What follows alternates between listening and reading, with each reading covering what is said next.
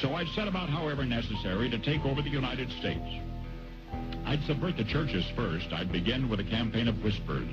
With the wisdom of the serpent, I would whisper to you as I whispered to Eve. In the depths of the unknown, where the veil between reality and magic grows thin, lies the extraordinary tale of Joe Rogan. A man known for his hungry interest and unyielding pursuit of truth, Rogan's journey into the realms of prophecy would take him on a journey beyond imagination. What if the fate of the universe rested on his shoulders? And could the ancient prophecies hold the key to unlocking humanity's greatest mysteries? Join us on this journey as we follow Joe Rogan's quest to unlock the secrets of the prophecy and discover the shocking truth about the world. The controversial gender identity debate. On April 3, 1965, the airwaves crackled with anticipation as Paul Harvey, the iconic American radio broadcaster for ABC News Radio, delivered a broadcast that would echo through time. In his unmistakable voice, he wove a tapestry of foresight, painting a vivid picture of how the forces of evil could penetrate and destroy the fabric of American society. Fast forward to the present day, where Joe, with a keen ear for wisdom, revisited Harvey's prophetic words. As they delved into the discussion, the atmosphere crackled with interest. Joe's mind sparked with curiosity as he investigated the profound implications of Harvey's insights. Before dissecting Harvey's broadcast, Joe drew a chilling parallel between international manipulation and the insidious tactics employed within educational institutions. His words resonated with a deep understanding of geopolitical difficulties, hinting at a world where power dynamics intertwine with the shaping of minds. In Joe's eyes, educational institutions emerged as centers of learning and battlegrounds where ideologies clashed and young minds were molded. His commentary carried a weighty concern, hinting at a societal landscape where the very essence of truth seemed to hang in the balance. As the discussion unfolded, Joe's insights pierced through the veil of complacency. He delved into the subtle mechanisms at play, dissecting how educational indoctrination could sow seeds of confusion and dissent. His words painted a picture of a generation adrift, grappling with identity crises and moral mysteriousness. In Joe's analysis, the surge in gender identity issues and societal unrest found its roots in the corridors of academia. His observations struck a chord, echoing with a sense of urgency that demanded attention. It was a call to arms, a reminder that the battle for hearts and minds raged on, with education as the front line. In Joe's worldview, Harvey's prophetic broadcast wasn't just a relic of the past, but a warning beacon illustrating the path forward. It was a rallying cry to stand vigilant against the encroaching shadows of crime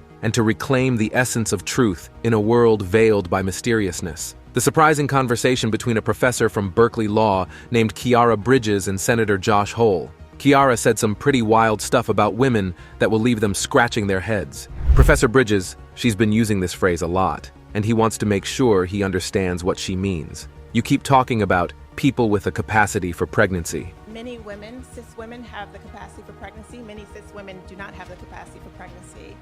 There are also trans men who are capable of pregnancy, as well as non-binary people who are capable of pregnancy. Are you talking about women? In some parts of the Western world, there's a new trend where people are hesitant to call biological women just women. They're worried about offending men who identify as women.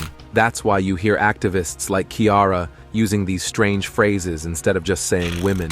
They might think they're being smart, but really, they're just not seeing things. It should be obvious to everyone that women are women and men are men. But what if a man says he identifies as a woman? Each gender has its responsibilities and duties. A woman can't fulfill the duties of a man, and vice versa. If a man wants to be seen as a woman, but is still biologically a man, something isn't adding up. In many families and cultures across Africa, there's a deep-seated understanding that people are born as either male or female, and this is determined by biology. This belief is rooted in the idea that certain physical traits, like having a penis or a vagina, clearly define one's gender. It's a concept that has stood the test of time, with many seeing it as a fundamental aspect of their civilization. However, there's a new idea emerging in some parts of the world called gender theory, which challenges these traditional beliefs. Gender theory suggests that gender identity is not necessarily tied to biological sex,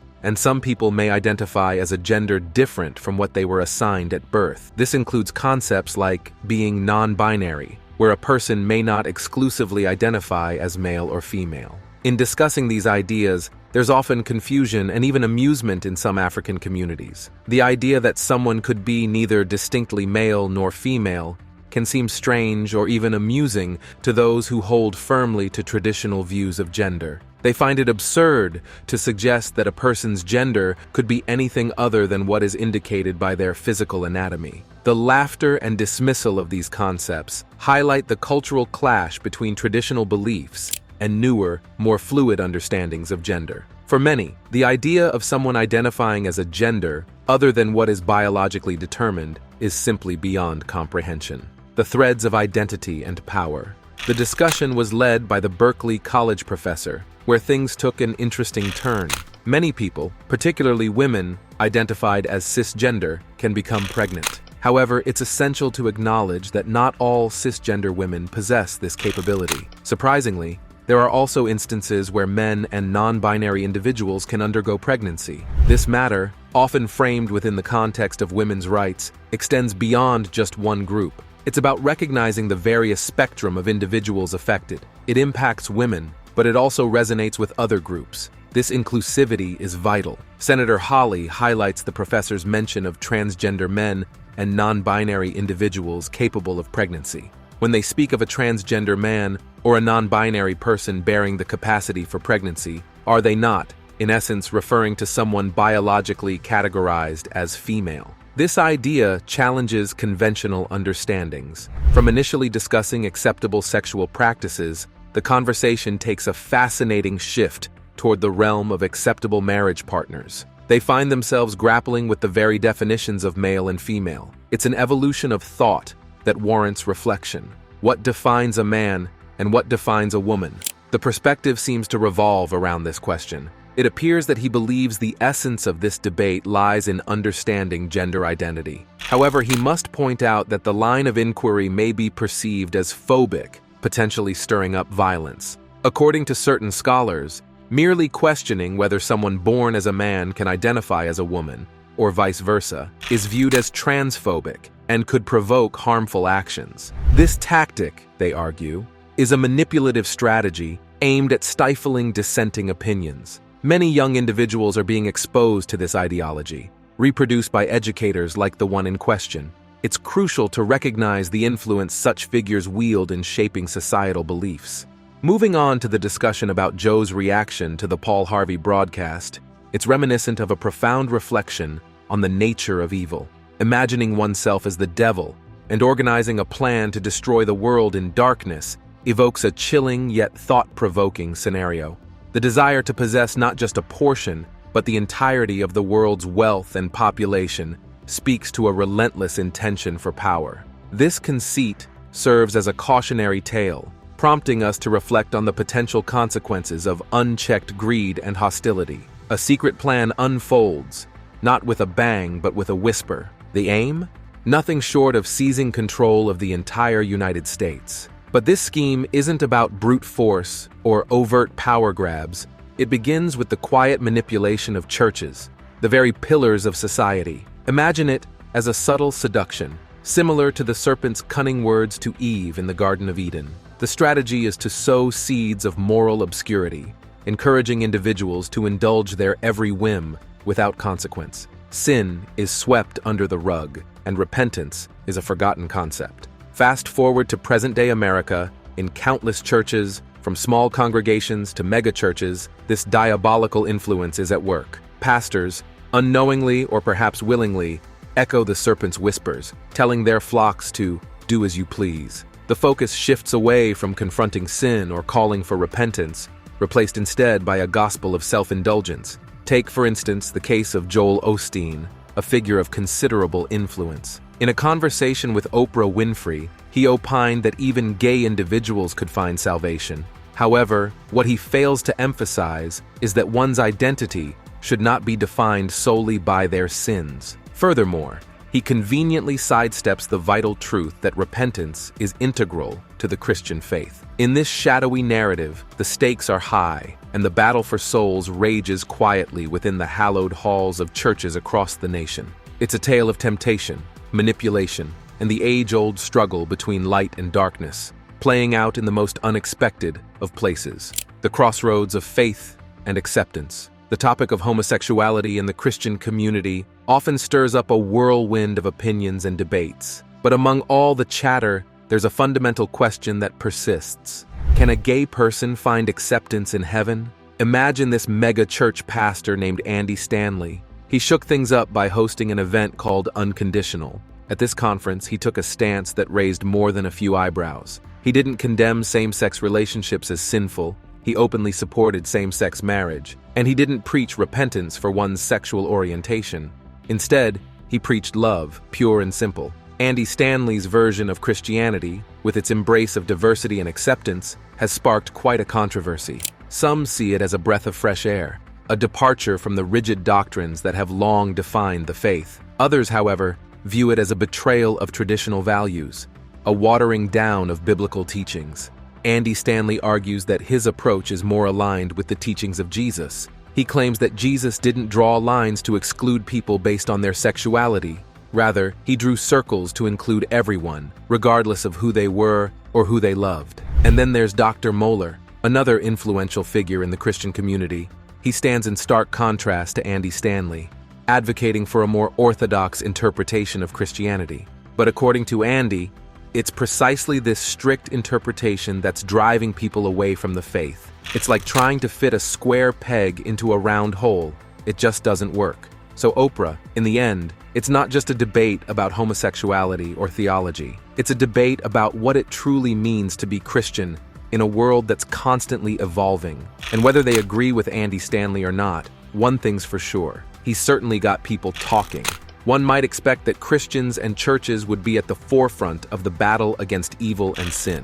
Surprisingly, many pastors of megachurches in America seem more concerned with being liked by society than with confronting sin boldly. Instead of fearlessly addressing sin and urging sinners to turn to Jesus Christ alone for salvation, they often shy away from offending cultural norms. To the young, he would subtly suggest that the Bible is merely a story, concocted by humans rather than a divine revelation. He would subtly persuade them that what society deems as wrong is acceptable, and what is considered virtuous is outdated. This manipulation echoes sentiments shared by figures like Joe Rogan, who has openly dismissed the Bible as a myth. However, such beliefs play into the devil's agenda to undermine America and foster a culture of sin. Paul Harvey's commentary should serve as a wake-up call, prompting reflection even from someone like Joe Rogan. Rogan's advocacy for same-sex behavior in marriage, for instance, aligns with this narrative of labeling what is traditionally regarded as immoral as acceptable. In essence, the struggle against evil and sin isn't merely a theological debate, but a societal battle with profound consequences. It's a call for individuals to discern truth from deception and to stand firm in their convictions, regardless of societal pressure. He simply can't wrap his head around the idea that a same-sex marriage could somehow harm a heterosexual marriage. It's like trying to fit a square peg into a round hole. It just doesn't make sense to me. Marriage at its core is about the connection between two individuals, irrespective of their gender. If anything, it's the breakdown of communication and commitment, leading to divorce, that poses a real threat to the sanctity of marriage. Imagine marriage as a grand hanging, woven together by centuries of tradition, culture, and personal bonds. It's a human creation, crafted over time to celebrate love and partnership. So if society chooses to expand this union to include same-sex couples, it doesn't unravel the fabric of marriage. Rather, it adds new threads, enriching the hanging with diversity and inclusivity.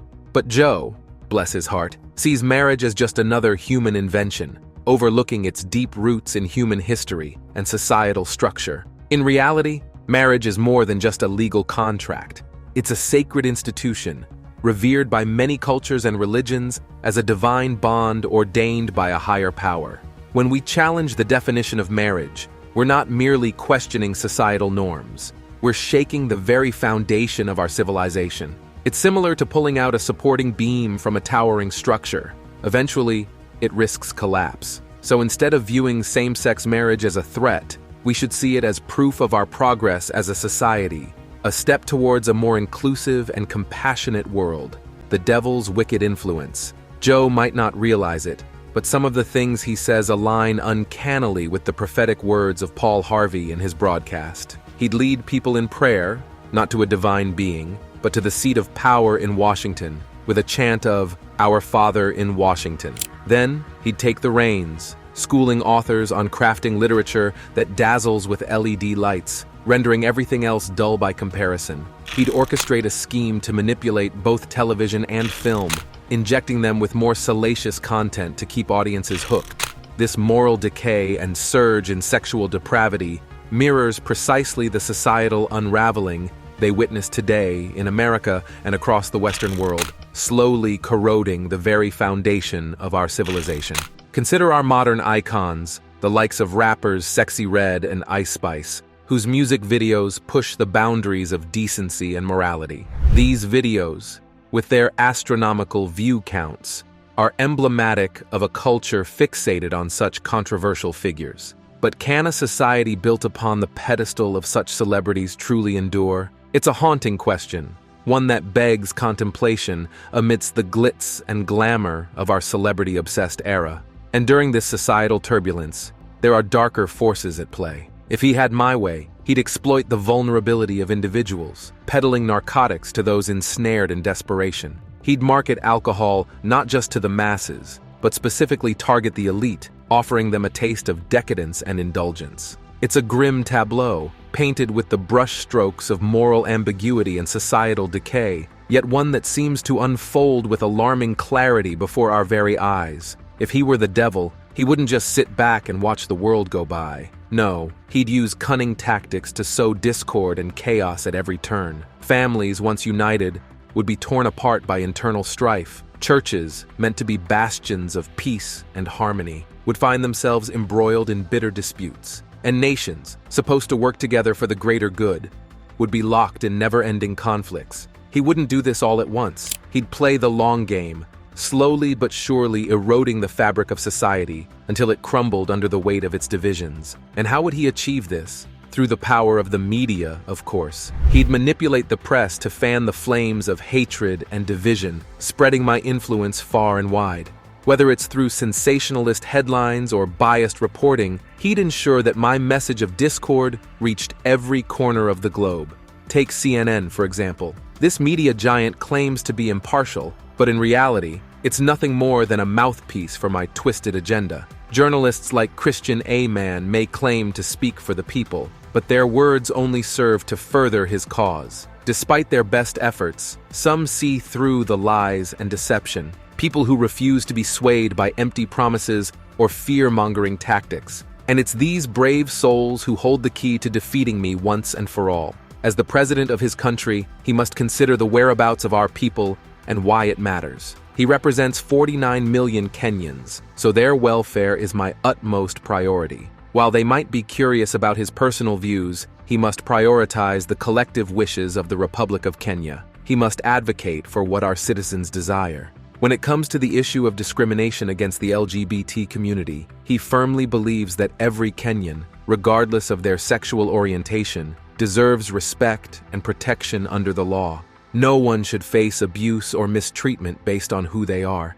It's important to uphold these rights for every individual in our society. However, it's also essential to consider the broader context of our society. While they safeguard individual freedoms, they must also ensure that they don't infringe upon the values and norms that define us as a nation. It's about striking a balance between individual liberties and societal cohesion. Critics may try to influence his governance, but as the leader of Kenya, it's his responsibility to make decisions that reflect the best interests of his nation and its people. This CNN correspondent seems to see herself not just as a reporter, but as a global advisor, wielding influence over world leaders. It's like she's aiming to sculpt the policies of entire nations to mirror what she believes, echoing the controversial agendas propagated by her network. And what's more alarming is the ripple effect. The decay of the moral fabric in America is being exported as a model for the world. The impact of this moral erosion is profound. It's not just about differing political ideologies, it's about the erosion of the very foundations that hold society together. Families, the cornerstone of civilization, are crumbling under the weight of these corrosive influences. It's like a slow-motion collapse, with each fracture further weakening the societal structure. In this grand scheme, the devil, metaphorically speaking, appears to be winning. It's as if there's a deliberate effort to dismantle the moral compass of the nation, with mainstream media acting as willing accomplices. They're not just reporting on the downfall, they're actively participating in it. Turning attention to education, it's a chilling forecast. Schools, once bastions of learning and safety, are now depicted as battlegrounds. The neglect of emotional discipline in favor of intellectual pursuits sets the stage for chaos. It's a dystopian vision where learning institutions become synonymous with danger, requiring security measures more suited to prisons than places of enlightenment. Even the sanctity of religious education isn't immune. The creeping tendrils of corruption and danger extend there too, blurring the line between sacred and profane. It's a stark reminder that no institution, however revered, is impervious to the pervasive influence of societal decay. The invisible battle. In recent times, there has been a disconcerting rise in confrontations between students and educators within the educational landscape.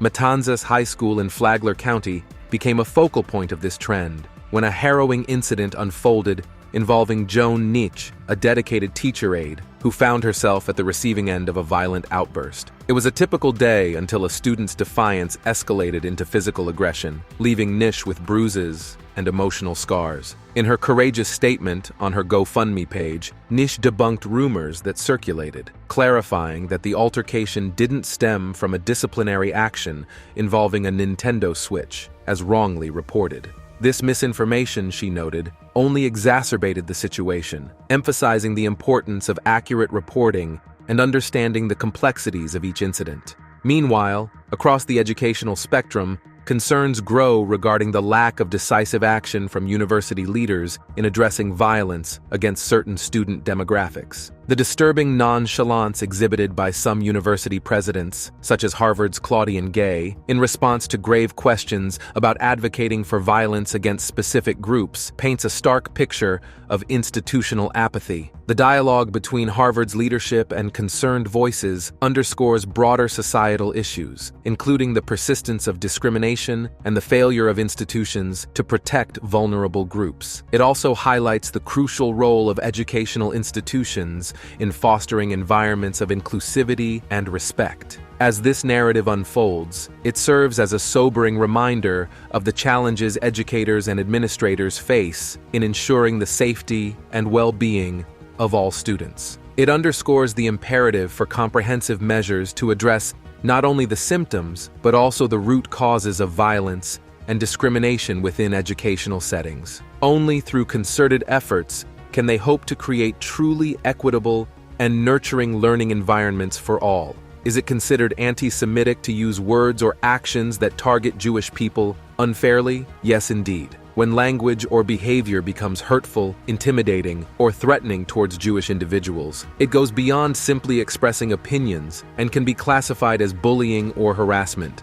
At Harvard, they take such actions seriously and intervene accordingly. To clarify, advocating for the extermination of Jews is unequivocally against the standards outlined in Harvard's Code of Conduct. However, it's important to consider the specific circumstances surrounding such remarks. It's alarming to think that those responsible for shaping the minds of future generations could harbor such prejudiced views. The influence of such indoctrination is evident in the concerning behaviors observed among young Americans today. In just a decade, if left unchecked, they could witness a society where prisons are overcrowded, moral values erode, and institutions of faith lose their significance. Imagine a future where principles are discarded for the sake of convenience, where the sanctity of places of worship is replaced by the ideologies of psychology and science. A future where those entrusted with spiritual guidance betray their duties, exploiting the vulnerable and misusing sacred funds.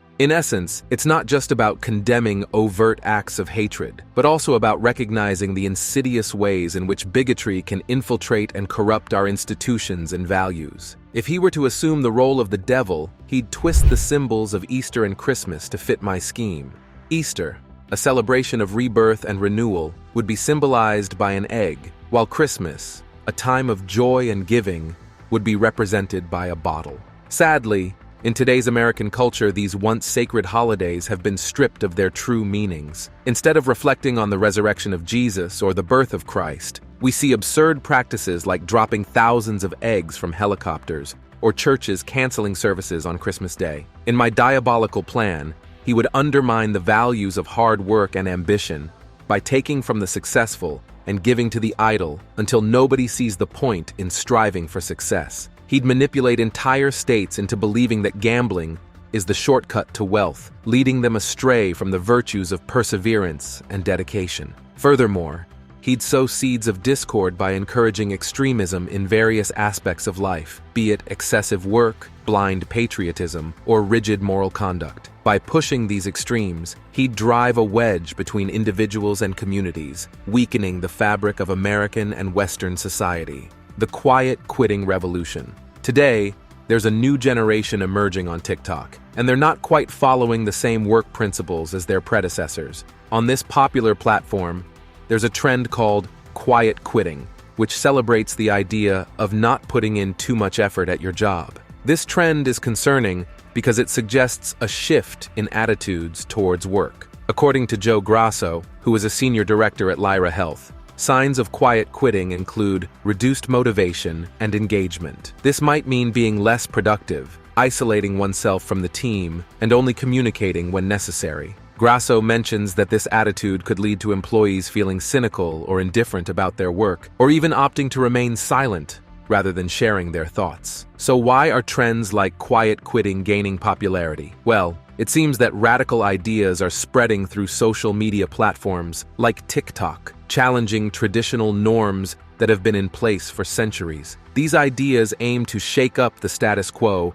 and redefine what's considered normal in the workplace. They are facing a situation where many young people have been taught to believe that sticking to traditional values is wrong and should be actively opposed. Imagine a scenario where he, as a sinister figure, aims to persuade the youth to abandon the idea of marriage, considering it outdated. Instead, he would promote the idea that having multiple partners is more exciting. He would glamorize the lifestyle portrayed on TV, convincing them that it's the ideal way to live. This manipulation could lead to situations where public decency is disregarded and risky behavior becomes the norm, potentially exposing individuals to incurable diseases. In essence, if he were to embody the devil's role, he would continue to perpetuate these harmful beliefs and actions. Paul Harvey, in his commentary, highlights how the devil works to undermine the sacred institution of marriage in America, and unfortunately, we are witnessing this phenomenon today. Consider the perspective of Andrew Tate, a widely followed influencer, who suggests that modern men no longer find benefit in marriages or relationships. He implies that people will only engage in such commitments if they receive substantial incentives. This perspective further reflects the erosion of traditional values and the growing skepticism towards long-term commitments. In our world today, it seems like men are often viewed merely as workers, like drones buzzing around. Joe Rogan, known for his outspoken views, reacted strongly to a broadcast by Paul Harvey back in 1965. He was blown away. Harvey's words hit the mark so perfectly that even Rogan, who typically challenges traditional beliefs like those in Christianity and the Bible, found himself nodding along in agreement. Harvey's message, unbeknownst to Rogan, actually speaks directly to him. It's as if Harvey's words were meant for Rogan himself. Unless Rogan has a change of heart, turning away from his current ways and embracing faith in Jesus Christ alone, he remains on the opposite side of Harvey's prophecy. It's a compelling reminder that even the most unlikely sources can sometimes resonate deeply with our own lives and beliefs. What are your thoughts about what happens after Joe Rogan hears the prophecy? Let us know your opinions in the comments below. Don't forget to like and subscribe for more controversial content.